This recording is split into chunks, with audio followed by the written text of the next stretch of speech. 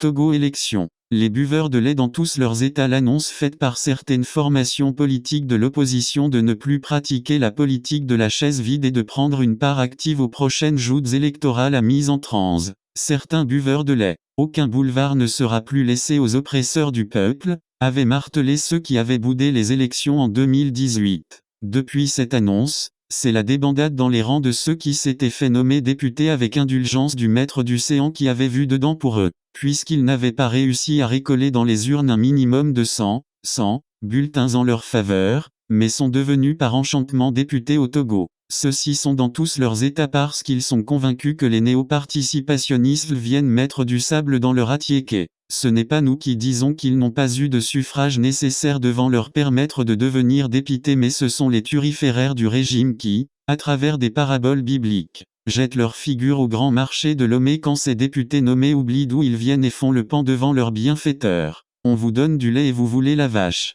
C'est ainsi qu'un cadre du parti Avorton Unir avait rappelé à l'ordre les saprofites. En tout cas, la récréation est terminée. Rien ne sera plus comme avant. Il n'y aura plus ce fumeux concept à 2 balles de quelqu'un laisse quelqu'un prend. Fin du mindéfrérisme donc. Place à la méritocratie. À ce propos, il y aura beaucoup d'appelés mais peu d'élus. Cette affaire de nous irons tous aux élections a mis en rogne certains. On en veut pour preuve la sortie de ce députaillon qui, au lieu de s'occuper de sa proche chapelle, a préféré aller prêcher dans la chapelle des autres. De quoi, je me mêle? Si certains leaders politiques ne sont pas conséquents avec eux-mêmes, ça doit faire l'affaire des autres qui doivent les mains? Curieusement, certains ont préféré aller mettre bouche dans l'affaire des autres. Un peu de quand même. On dit qu'ils ne sont pas cohérents, qu'ils ont fait ci, qu'ils ont fait ça. Tamara, laisse-les et cultive ton jardin à toi pour pouvoir récolter de fruits savoureux, de bonnes légumineuses. À moins que son jardin à lui ne soit infertile.